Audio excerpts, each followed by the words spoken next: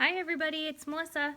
I hope you're having a great Sunday morning, and I'm going to read the book The Oak Inside the Acorn by Max Lucado. Make sure it's set up right. There we go.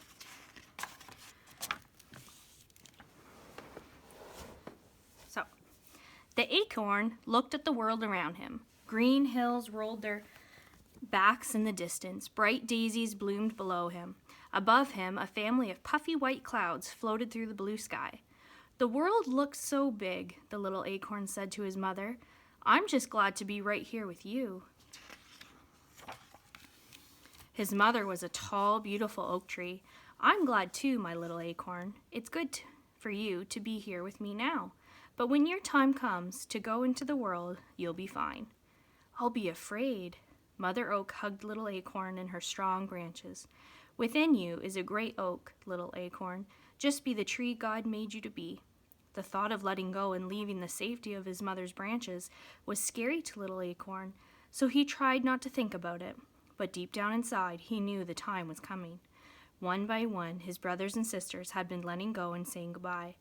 They had been afraid too, but their mother had assured them with the same words. "Within you is a great oak. Just be the tree God made you to be." Each time he heard this, little acorn would look at himself and say, "An oak in me?" He was so small, it was hard for him to believe he could ever be a tree. The time to let go came sooner than little acorn wanted. It started with a bump. He was resting one summer afternoon, thankful for the coolness and the shadow of the leaves, when thud, the tree shook. His mother's branches trembled, and little acorn began to swing back and forth. A farmer's pickup had accidentally backed into the tree trunk. Little acorn had swung before, stirred by the wind, bumped by climbing kids, and each time he'd always held on, but not this time. He tried. He pressed his thin stem into the branch as hard as he could. It didn't work. He was a heavier acorn than he used to be, and his stem began to pull away from the branch. "Uh-oh, Mom!" "It's okay, little acorn," Mother Oak assured him. "You can't hang on forever. It's time. You've got to let go." Down he fell, flipping over and over, softly slipping through the leaves until he bounced on something hard. He had landed in the back of the pickup truck. The truck vibrated and began to drive away. "It's okay, little acorn," his mom called out. "Within you is a great oak. Just be the tree God made you to be." Little acorn barely heard the last few words. The truck was already moving down the road, going somewhere. He just didn't know where. As the truck bounced, so did the acorn. "Ouch," he said. "This is rough." "It gets better," he heard a voice say, rolling over. Little acorn looked up at a young tree. "Who are you?" he asked. "I'm a new little orange tree on my way to be planted."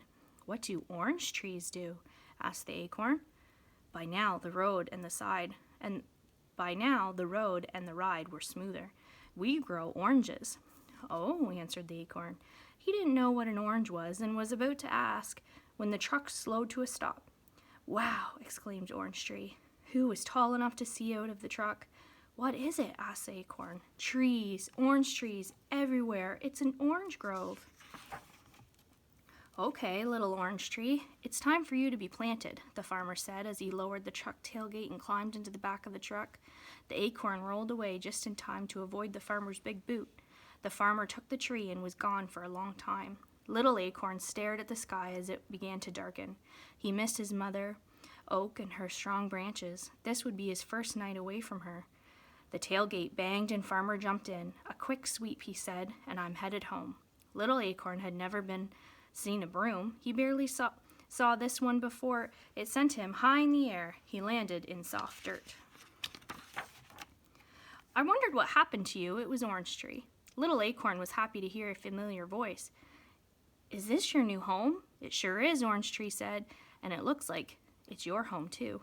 Little acorn had one more question. "Orange Tree, what do I do next?" Orange Tree's voice was sleepy. "Just settle in, little friend, and rest. God will make you grow." And so little acorn did just that. He rested that night, the next day, that week, the next month.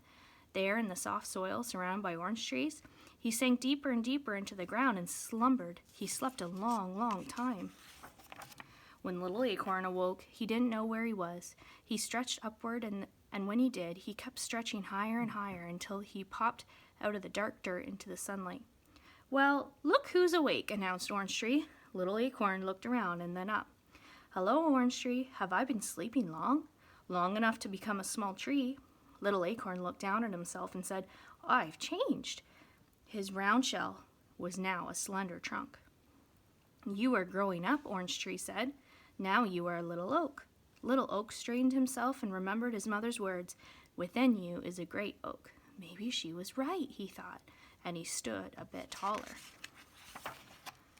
But even at his tallest, he was much smaller than the big orange trees. Their bushy branches grew greener and greener. Then, one day, Orange Tree called out to his friend, "Little Oak, look, my first orange." The big orange trees spoke up. "He'll have many more," they said. "So will I," announced Little Oak. The trees in the grove laughed. They didn't mean to hurt Little Oak's feelings, but they did. "You'll never have oranges," they said, chuckling. Little Oak straightened his branches and pushed as hard as he could, but no oranges popped out. Not that day, nor the next, nor the next. When the farmer came to collect the fruit, Little Oak was worried. He had none to give. "Well, hello, Little Oak," the farmer greeted. "How did you get here?" The farmer walked away, and when he returned, he carried a big shovel. "I know just the place for you." He lifted the new little oak tree out of the ground. "Bye-bye, my friend," said Orange Tree. The farmer didn't take Little Oak too far away. He carried him out of the grove to his big white house. The farmer chose a spot in the backyard overlooking the orange grove. "Let's see how you do here," he said. Then he dug a deep hole and set Little Oak inside it. He placed dirt around Little Oak and pressed it tightly around the tree's roots. Little Oak liked his new home. For the first time, he stood taller than almost everything around him. Little Oak was stretching his roots into the dirt when he heard, "Hi, I'm Pink Petunia. Who are you?"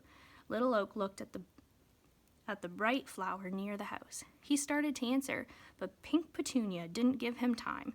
"Rosie's next to the house." "Hi there," chirped Rosie. "Daisy here too." "That's me," said a white and yellow flower. "Hello, little tree."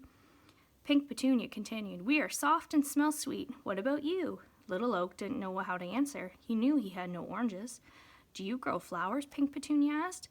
Little Oak never remembered seeing flowers like roses or petunias on his mother. But still, maybe oaks did grow flowers. "Maybe I could. Maybe that is what I'm made to do," he answered. So he tried as hard as he could. Little Oak tried to grow flowers like his friends could grow. As the sun grew hotter, they unfolded into a rainbow of pinks, reds, and yellows. Little Oak, however, just grew taller. As the days grew longer, his roots grew deeper. Every day, he tried to grow colorful flowers, but he never could. Pink Petunia could. So could Rosie. So could Daisy, but not Little Oak. Finally, Little Oak decided to rest. His branches were tired and drooping. His leaves were drooping. Even the flowers were sleepy. "We're going to rest now, Little Oak," the flowers told him, and they did. The sky grayed and days shortened, and the whole garden slept. While Little Oak slept, he dreamed. He dreamed of days as a little acorn on his mother's branch. Deep in his sleep, he heard her soft voice. "Within you is a great oak. Just be the tree God made you to be." When the sun warmed his branches, Little Oak awoke. Only he wasn't so little anymore. He could see farther. He had grown taller and wider. The winds didn't bend him as much. His branches were as big as his trunk used to be. Little Oak was becoming Big Oak. Many years passed, and each year he grew bigger and wider and bigger, until everything in the farmer's yard looked up to him.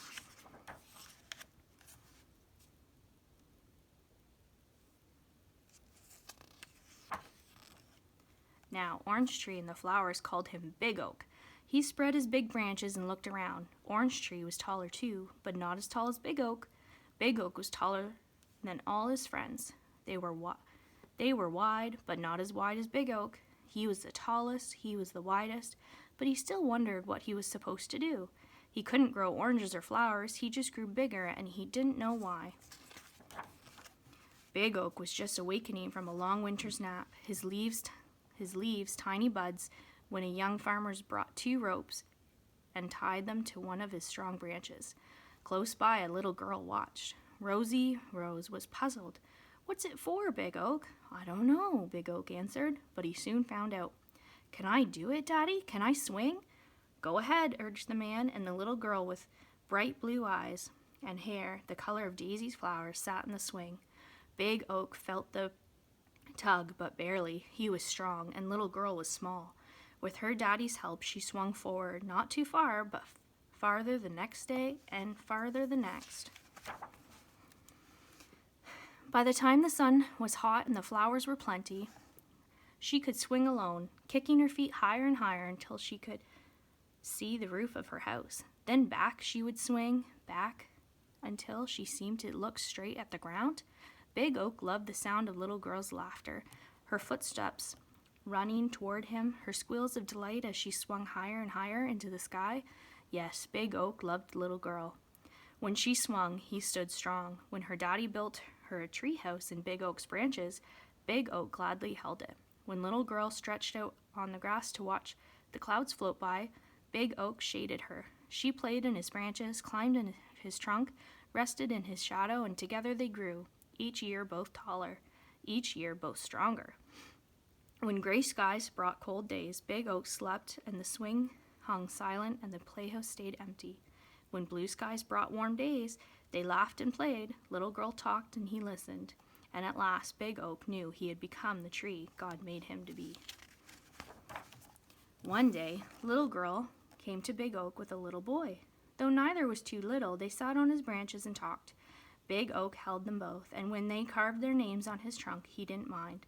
Little boy pushed the swing, little girl laughed, and Big Oak protected them from the sun and rain. In time, little girl didn't swing so much. When she climbed into the treehouse, she sat more and played less. Little girl was becoming Big Girl. Big Girl now stood as tall as Big Oak's lowest branch. One day, Rosy Rose said to Big Oak, "She's growing up, Big Oak. She'll soon leave." Big Oak didn't answer, but he understood.